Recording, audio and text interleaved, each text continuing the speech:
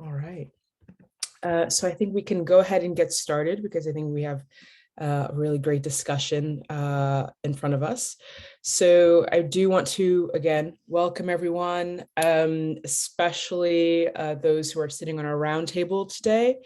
But first and foremost, I do want to kind of give a moment to address the impact of Hurricane Fiona in Puerto Rico and the severe impact that it's had both on infrastructure and our CSOs in Puerto Rico and your family and friends and just Puerto Rico in general and those that are there, like my colleague Kelly Keith right now. But I just wanted to take a moment to, to address the impact of the hurricane. And I really hope that everyone in this space who's in Puerto Rico or anyone you know who's in Puerto Rico is doing well. So really well wishes and our thoughts with all of you. And with that said, I do want to introduce our panelists. We have the privilege of having a few panelists who are connected with different CSOs who will be speaking today. So I do want to start first with Wilfred Labiosa, Executive Director of Waves Ahead. Wilfred, I don't know if you want to wave so everyone can see you there. There we go.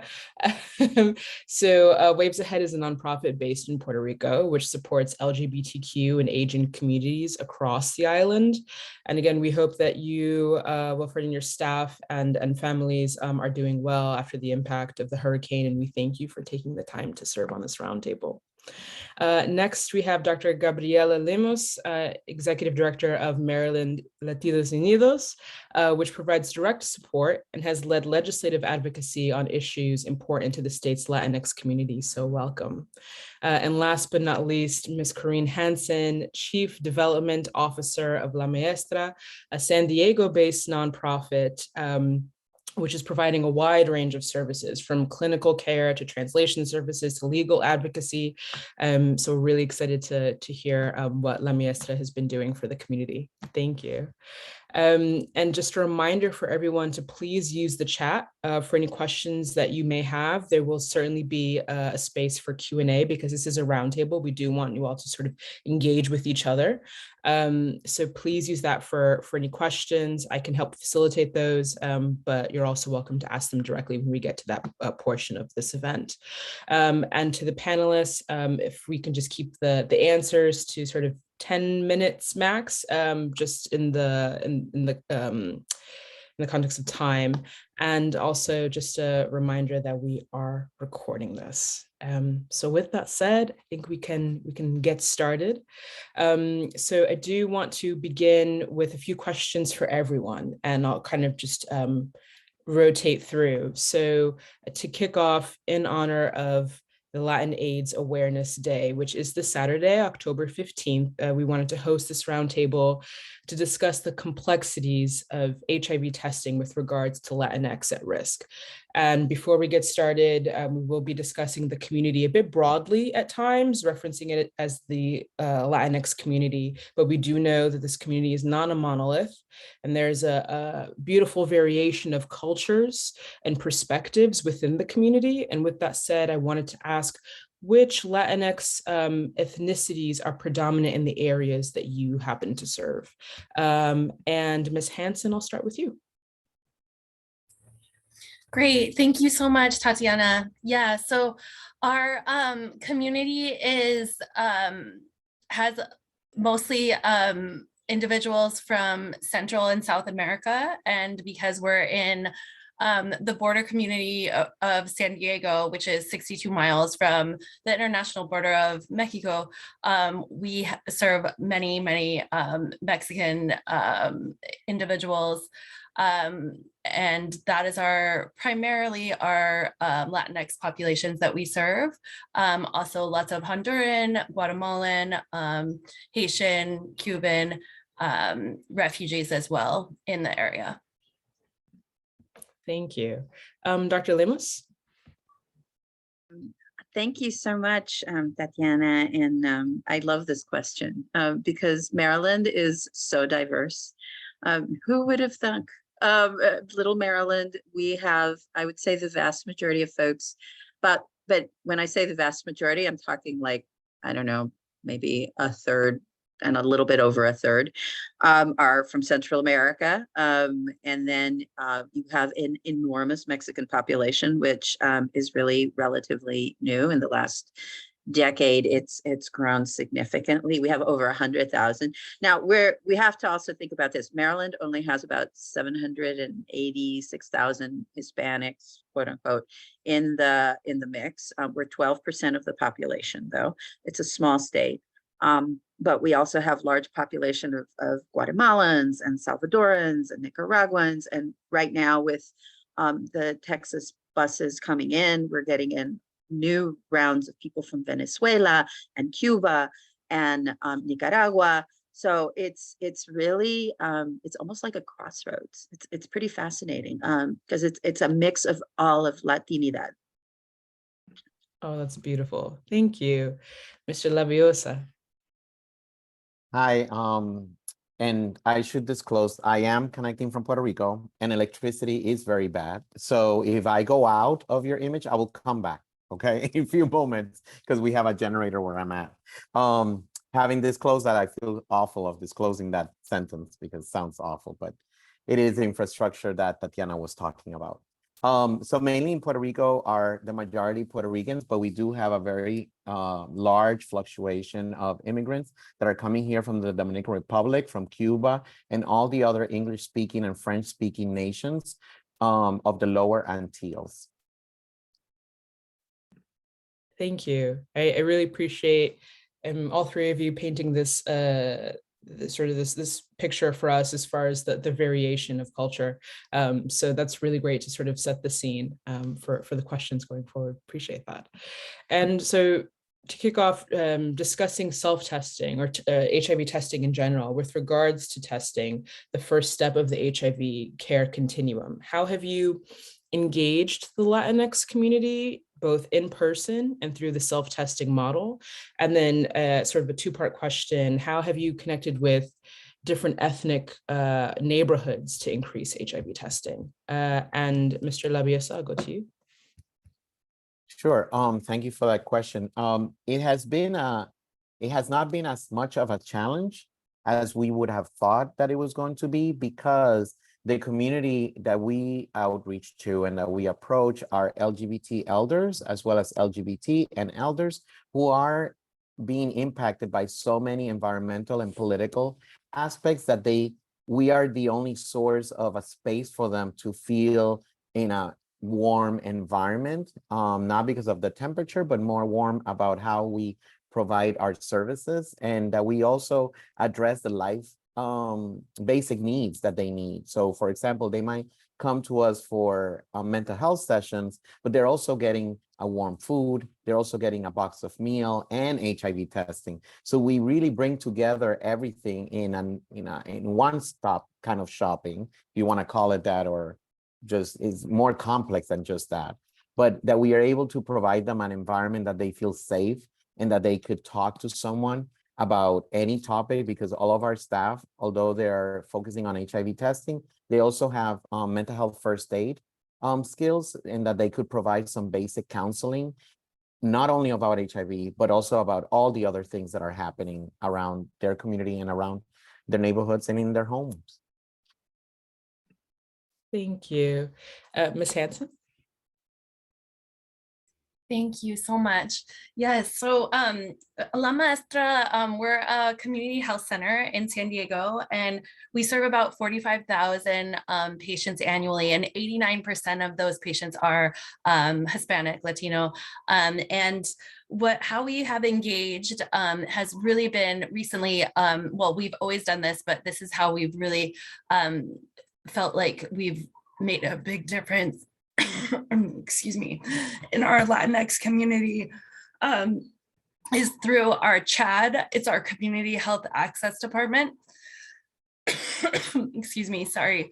And we do about 7 to 8 outreach events each month. And that has just been amazing to get, especially for our LGBTQ population.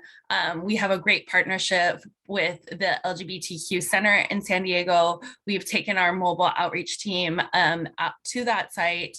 And we also have health fairs at La Maestra and at grocery stores. And so when we reach out to the clients there, we do a full wraparound service. So we help them enroll in health insurance. We help get them into our HIV clinic for testing. And now we're working on having the oral rapid test self-testing right on site. And so that's going to be very life-changing, so people can know their status right away. The other thing that our HIV team has started doing is a lot of Facebook posts on social media, Instagram, and then what our legal advocacy team has done and had great success with at La Maestra. We have a whole immigration services department with two immigration lawyers and a BIA representative, and they've been doing Facebook Live events. So we are basically going to take that model and do that for our HIV clinic. And those Facebook Live events, especially in San Diego, we're really trying to build a very online community as well. Most of our work so far has all been in person, but we're trying to model that after the success of our legal advocacy team for the HIV clinic and for our LGBTQ population that we serve.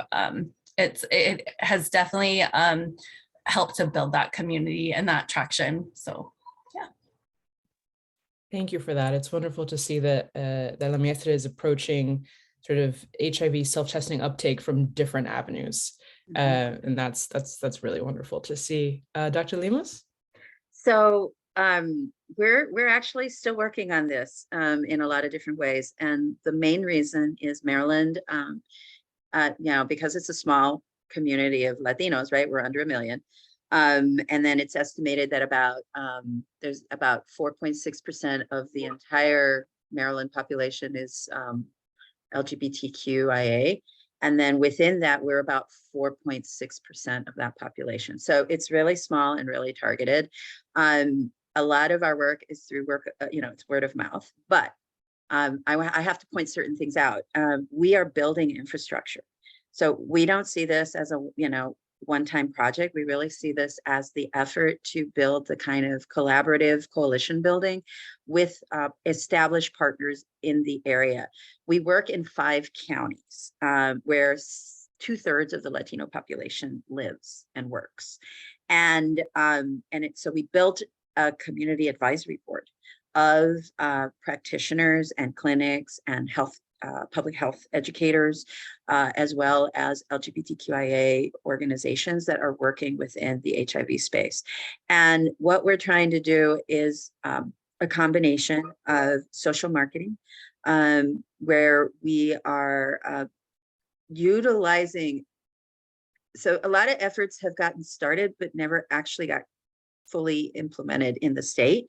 So there were a lot of pieces that were already in existence that we pulled together in the social marketing space, and we're leveraging that and those connections. And then through the existing connected groups that support the LGBTQIA community, we are then going to them as well as to folks who provide mental health resources. And what we're trying to do is gather all those resources so that we even know where there are bilingual, bicultural services available, and connecting those dots to get that information into the community in a way that's friendly, that makes sense. I don't know if you've seen some of the, just to use a different comparison, some of the testing for COVID in Spanish, when you read the directions, don't make any sense. So we're trying to avoid that from the get-go and provide information that is, when I say culturally competent, I hate to say this, it's also about education levels and meeting people where they are. We have community health organizers in 3 of them who oversee the 5 counties, and they in turn will act as the liaisons, or do act as liaisons, between the available services at the county level and then back to the big social marketing piece where they can get their tests. We will start to do in-person outreach. We're going to start in Annapolis for the annual Day of the Dead program, which is really big. They get like 56,000 people arrive. And we hope, working together with their healthcare workers, that we'll be able to like really start getting the word out. And I think it's a lot of different pieces. It's a lot of building from scratch, but it's necessary. And what we hope is that it will create a long-term project and, really get folks, everybody's so scared of monkeypox right now. Sadly, that's like deviating people's attention. And we have to get back to the basics of HIV testing and self-testing. That's also something that isn't the only place where it's really being done, the self-testing or the access to it is just in Baltimore City. So we want to get it out into the rest of the community as well. Absolutely. And I'm just taking the key word from that, collaboration, just the importance of connecting, partnering with other organizations and others who can expand the platform. So that's really amazing, especially considering the scope of Maryland Latinos Unidos and mental health.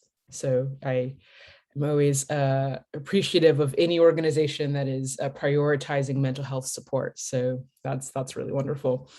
So another question I have for the three of you: how has the Community Capacity Project helped your organization increase HIV self-testing among Latinx clients? And I know you've already sort of touched on this, but what have been your takeaways thus far that you'd like to share with other CSOs who are working with Latinx members of their respective communities? And Ms. Hanson, I'll start with you.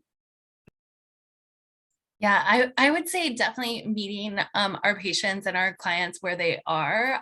So going, our outreach team goes to sites where people live, work, play, worship, and we are always there and kind of establishing, going to different libraries, going to different grocery stores, going to the rec center. So we have these venues where our outreach team is there multiple times each month, and they really establish a rapport in the community, and they really make sure that they're there and that we're on schedule, that we show up, and that we are there. We had a little bit of a barrier initially getting the self-test in a temperature and controlled environment because space is very limited at our site right now.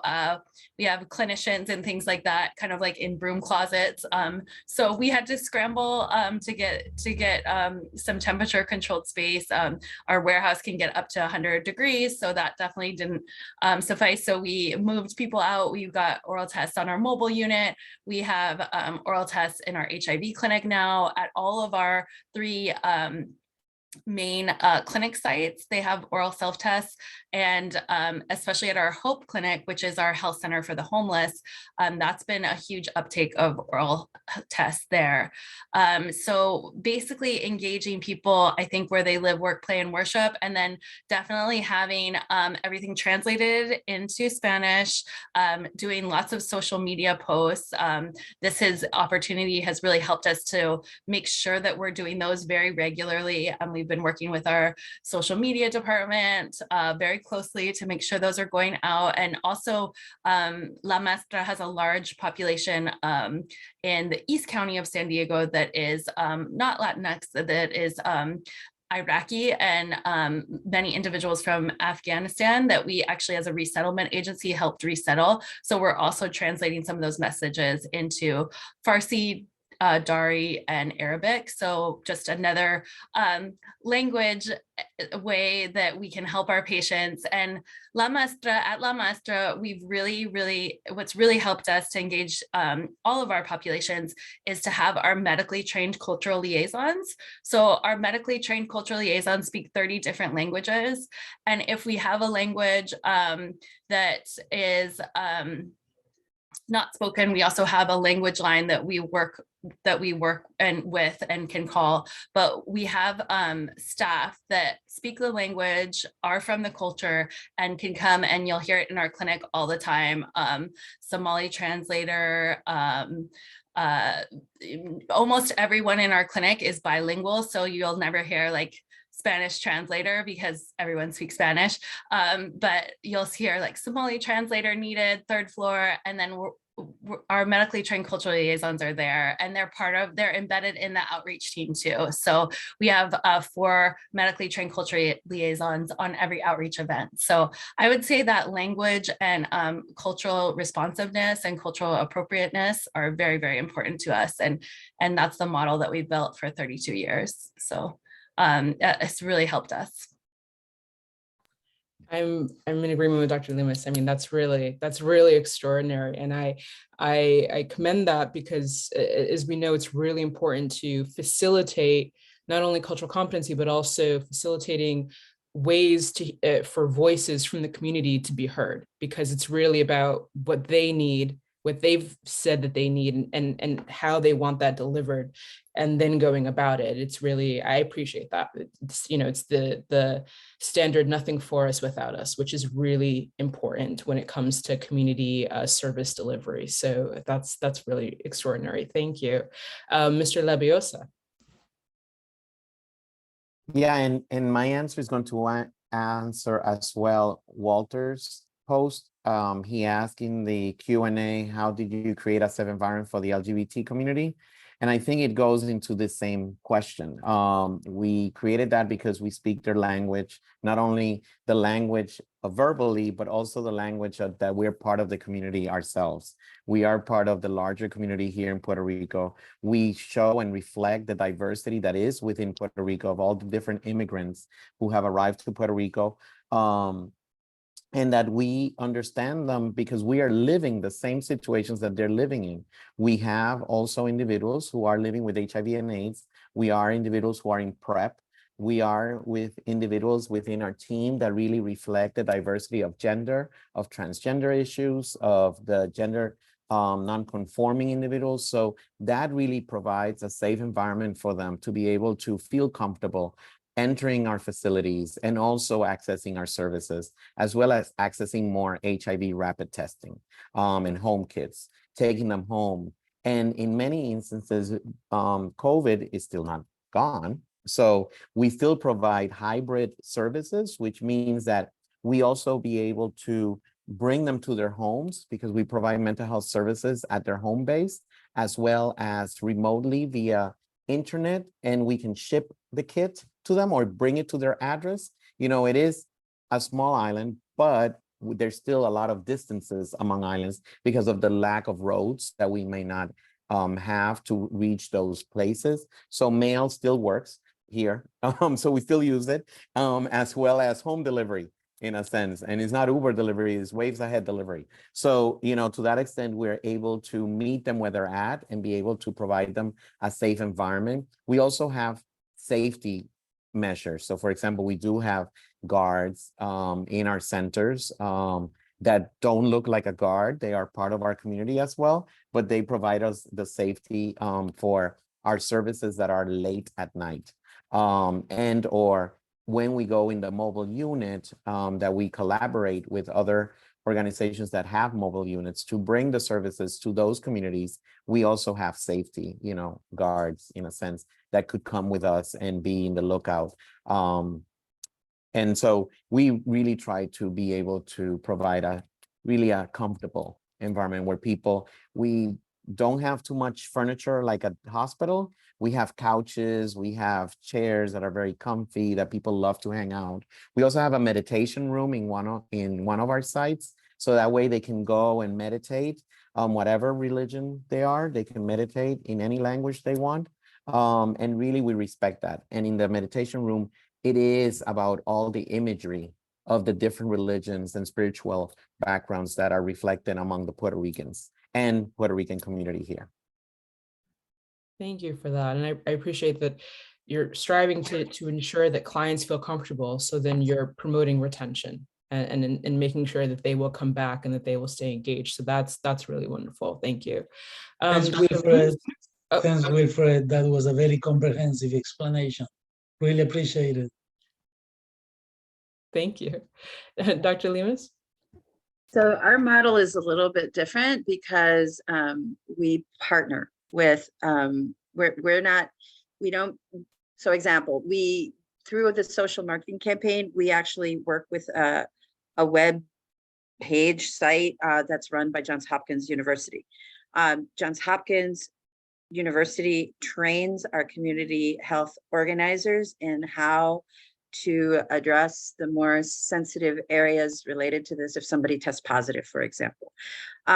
Through that, a different agency, we are able then to also have test kits available there to the issue of the weather control, the climate control, weather control, listen to me.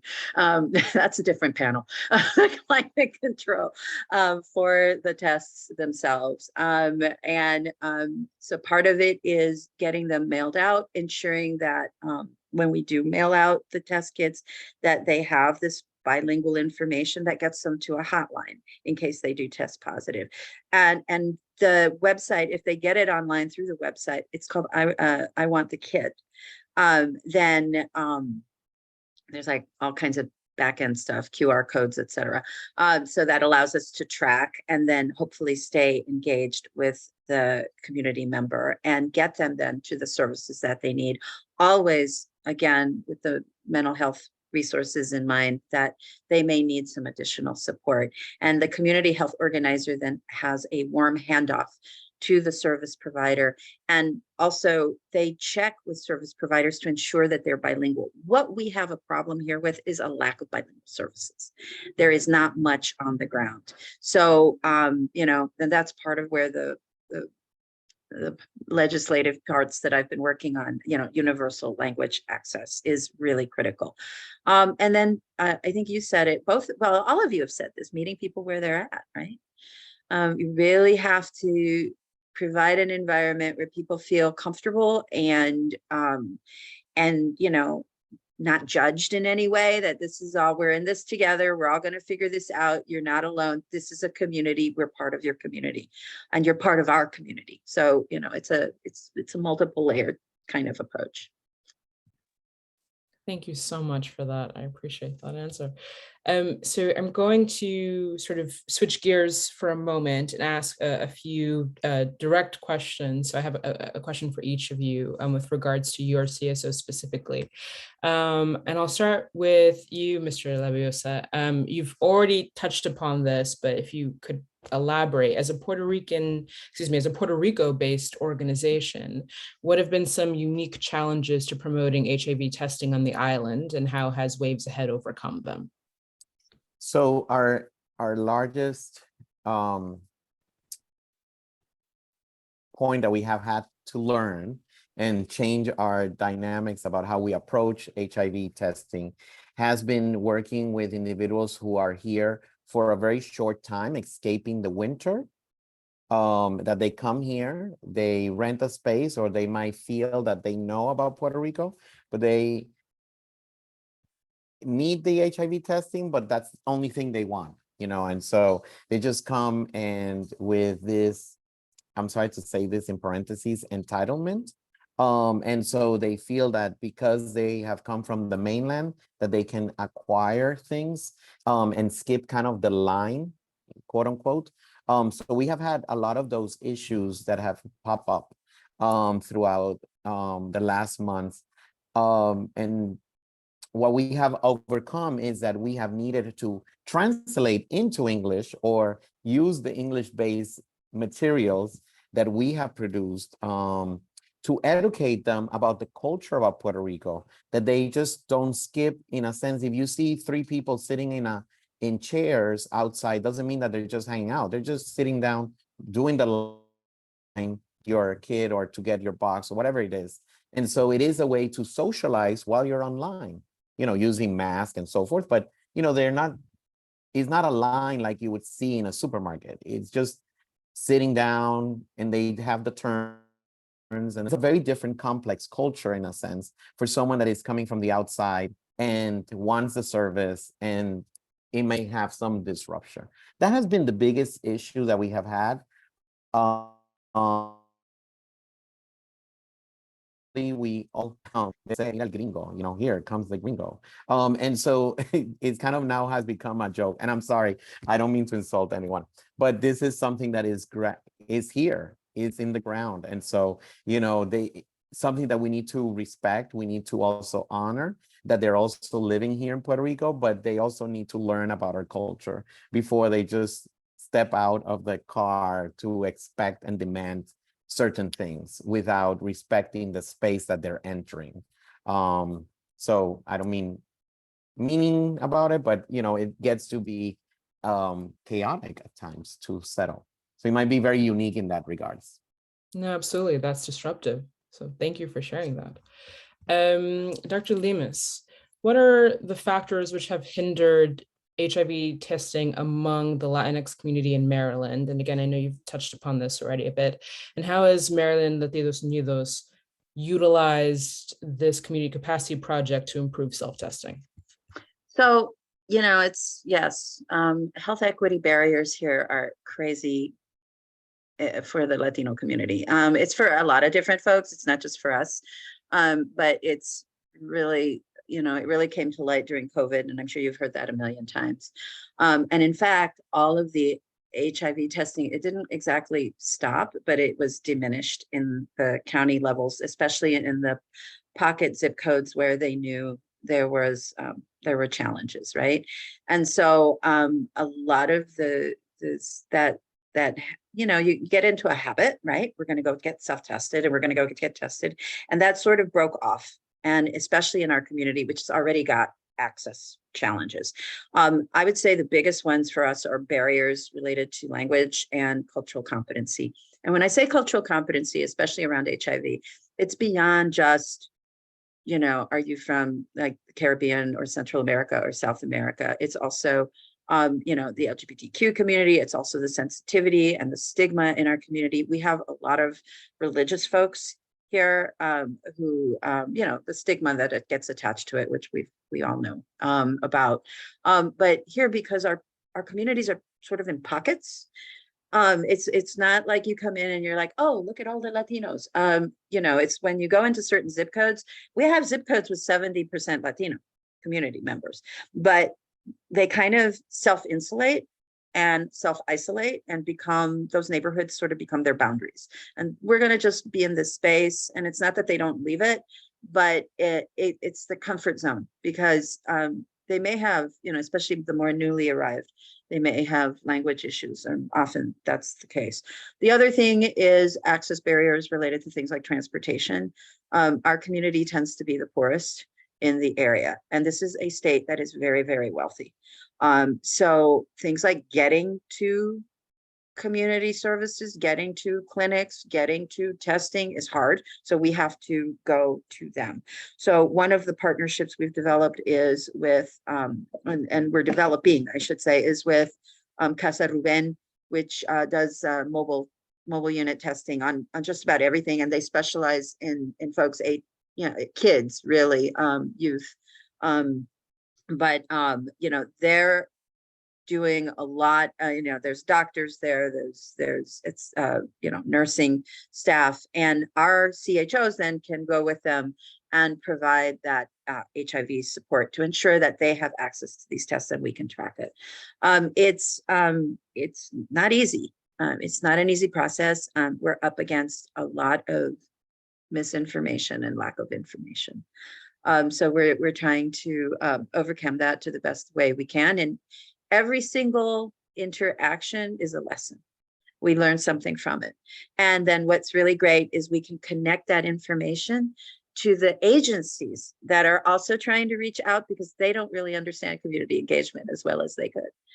They actually kind of rely on us to help them actually connect to community. Thank you. Thank you very much. And Ms. Hanson, for La Maestra, how has the organization gained the trust of the Latinx community over the years? And I know you've mentioned that La Maestra has been doing this for 3 decades now. And how has your team cultivated a rapport with clients to improve HIV testing uptake? Mm-hmm. Yeah, so La Maestra started as an amnesty center, and we grew. very interesting story. We grew out of our CEO and founders living room because we were helping individuals from the Latinx community to gain citizenship in the US. So to do their citizenship testing, to do after school care, which we still have, to do summer programs, which we still have, and to help with their citizenship testing. And then we had about 12,000 students, and it was voiced by the students of our community that they really needed access to healthcare, and they didn't have any culturally appropriate, linguistically competent providers. So La Maestra grew very grassroots. We're still very grassroots. Our CEO and founder is still the CEO. We have little casitas all in City Heights area, and we have grown like one block basically and built a beautiful 3-story building. But what we found is that reaching the LGBTQ plus community, we've, everyone has kind of spoke about this. We have a group of, and I'm wishing that he could be on the call today, but he's actually out on vacation, but Rafael Santos and his team of case managers are from the community. They're, as Dr. Labiosa said, they're on prep. They are representative of the community. They're and in the community and doing outreach events in the community and going to all of the HIV task force meetings and just being real leaders in that community. I think that has been our best way. We've always built from a need voiced from the community, and we do co-designing sessions. So like for our HIV clinic, when we wanted to say, okay, well, we're going to be doing this oral rapid test, we actually did a co-designing session and brought representatives from the community and asked them, like, how do you feel about this? What are your barriers? We had some interesting feedback. A couple individuals were saying, oh, I'd just rather take the test there on site than take it home with me. I want to have a professional read it to me. So we had some different feedback, and we always do that with all of our programs. We really pride ourselves on doing, we call them co-designing sessions. So we're not providing services to the community, we're providing services for the community and designed by the community. We're not separate from the community is the thing that has really helped us. Yeah, no, that's extraordinary. Oh, sorry, go ahead. Oh, sorry. I was just going to say our CEO is an immigrant, and she is an amazing leader and has just grown this program to over 800 employees from one part-time pediatrician 32 years ago. So it's pretty amazing. It really is. It really is. Thank you for that. So I'm going to kind of move back to asking a question to each of you. And Dr. Labiosa, I'm going to start with you. So though well-meaning, healthcare workers can sometimes employ a blanketed method of engaging clients in HIV testing, irrespective of cultural differences. Mm-hmm.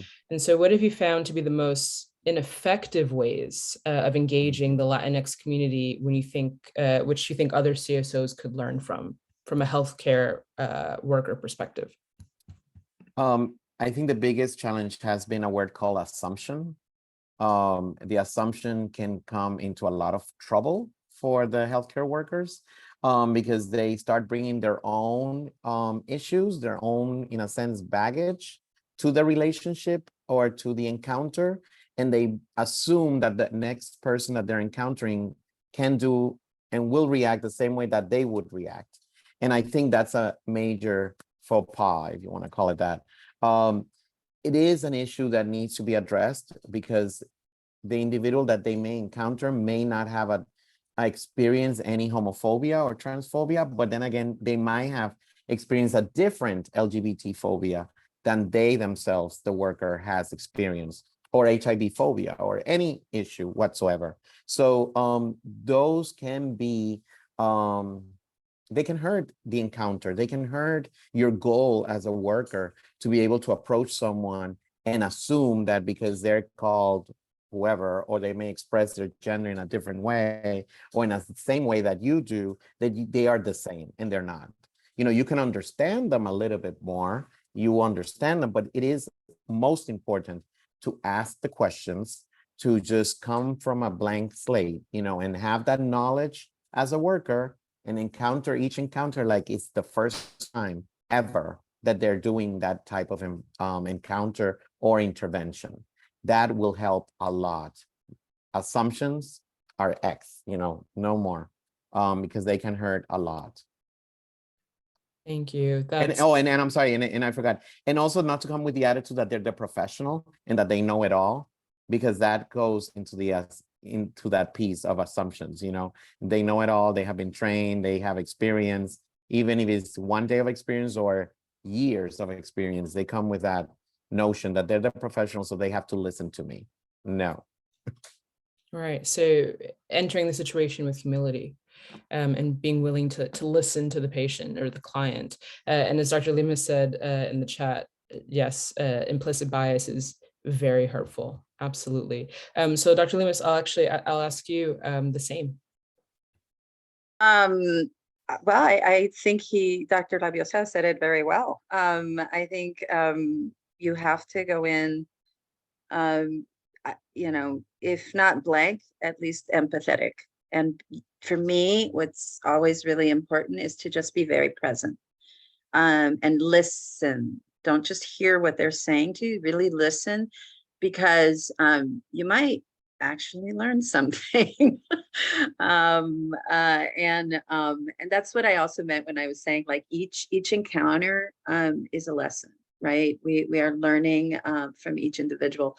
And, you know, some of the work I do is a little bit broader, and it has to do with like trying to establish parameters around, you know, let's call it health equity, right? And what we find is there's a tendency to stereotype.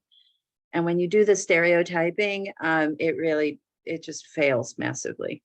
So there's an accompanying piece to that, which is also gathering the information and maintaining, utilizing these lessons as a method of data collection as well, because that actually informs a lot better what can happen down the road.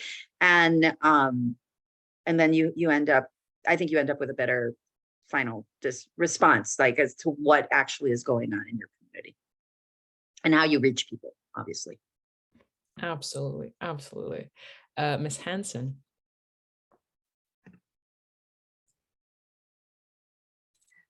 Yeah, so same question. Sorry, I just wanted to make so sure. Essentially ineffective ways that healthcare workers have attempted to engage with the Latinx community from the perspective of La Maestra.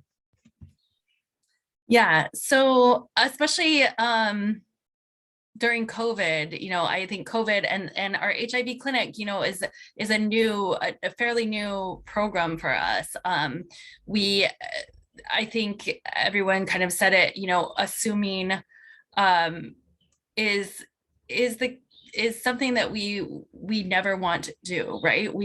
That's why we have mostly our medically trained cultural liaisons are part of these co-designing sessions as well, because that can really hurt. We haven't seen that very much with the Latinx community, but definitely with our HIV clinic, trying to have people, one of the issues was going off-site for treatment and referring them to UCSD for treatment. We actually found in our co-designing sessions that patients would be much more comfortable because they're coming to groups at La Maestra, because they're coming to see providers at La Maestra that are culturally appropriate. They really wanted us to start providing art on site. And we've worked this whole past 3 years to try to get our providers. We have 2 provider champions now that will be doing that, because that was voiced in the community that this was a huge need. And we don't want to go off site. We don't want to have to to, and even though we provide transportation to UCSD, they didn't feel comfortable at UCSD. The providers weren't as culturally appropriate, were not speaking their language, were not necessarily from the community, and they felt lost in a huge building. Whereas we have small buildings and we have a small program. We have a program where the case managers know them by name, are following up with them. There becomes a really close relationship. So that was something I think we always think like refer patients to the bigger, better healthcare organization sometimes, but if you can, developing that capacity within was definitely a lesson learned for us, and our healthcare providers.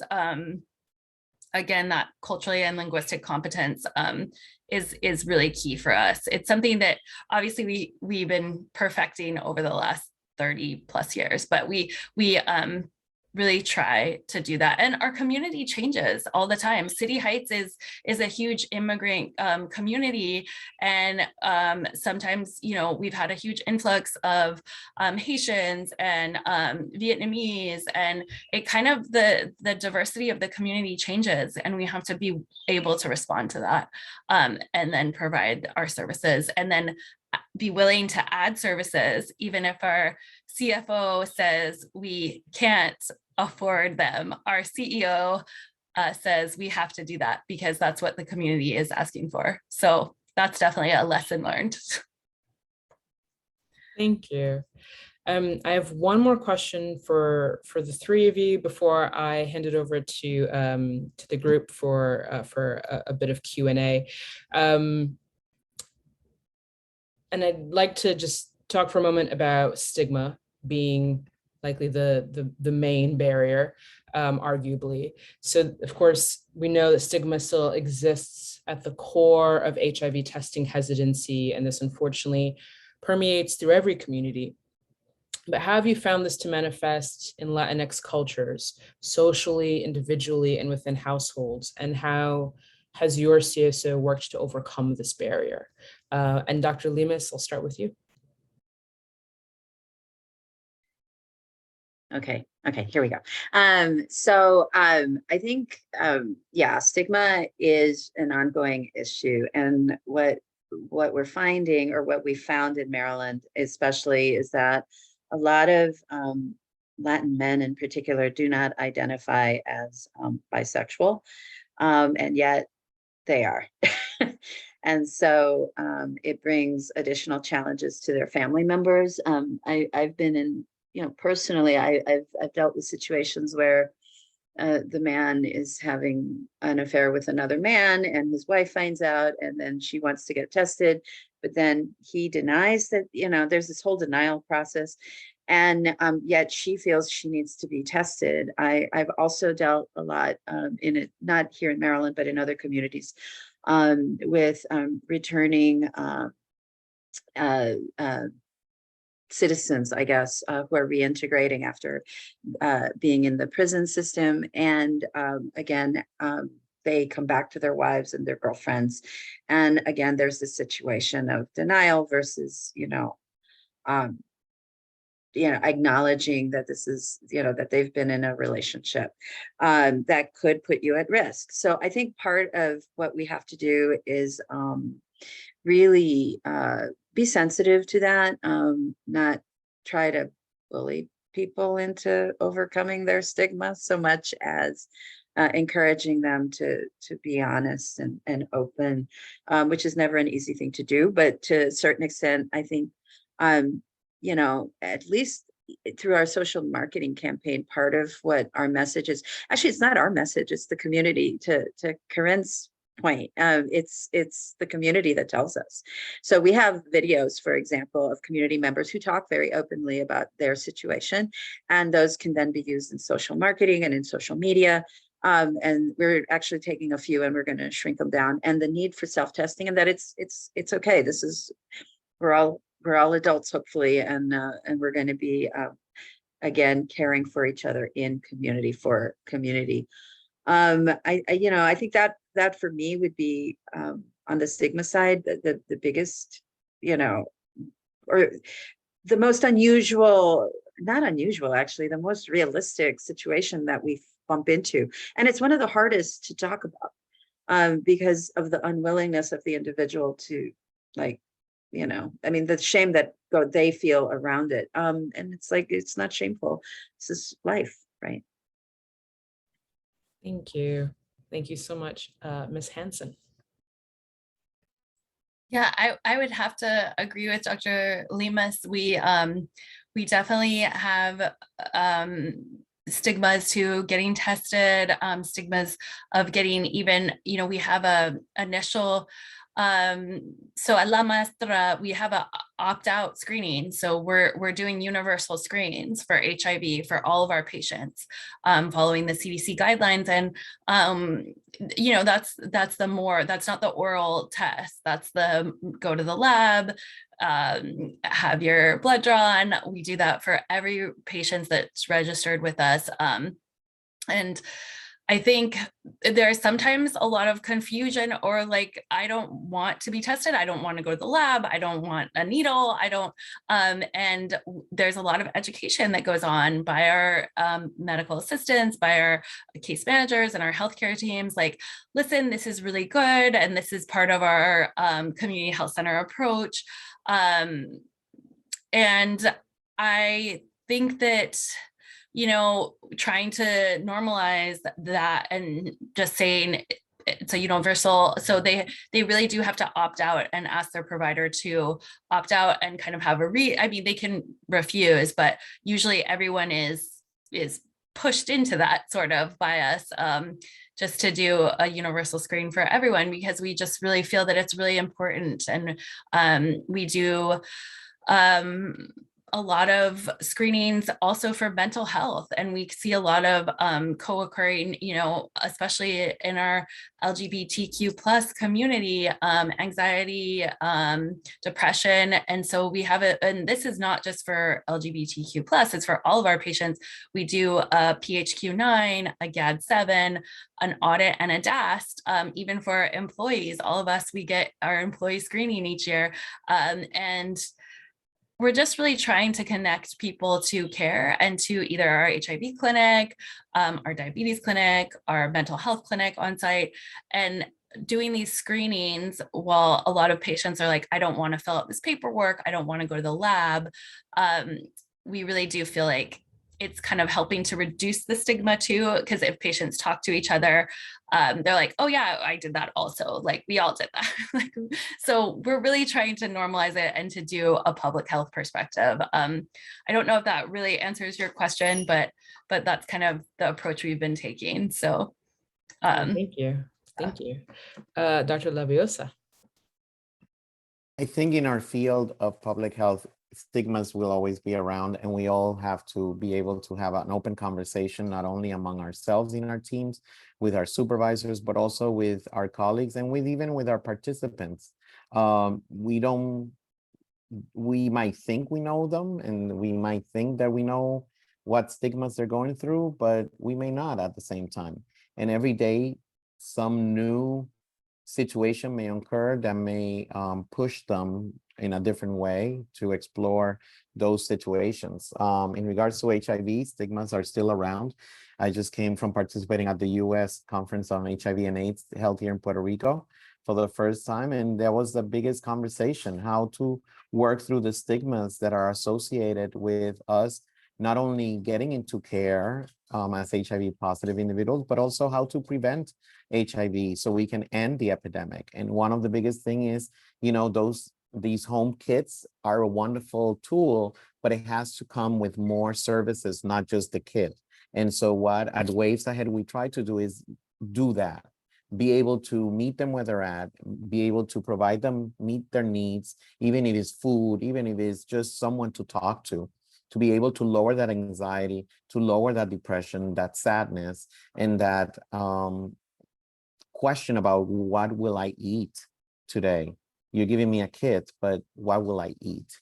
And so we need to really come and work through those stigmas with the participants in order to be able to meet them and to really be able to be supportive and to be able to do the work that we need to do, which is to be able to have everybody tested and be able to use these wonderful things that we have at our hand, and disposal to provide them.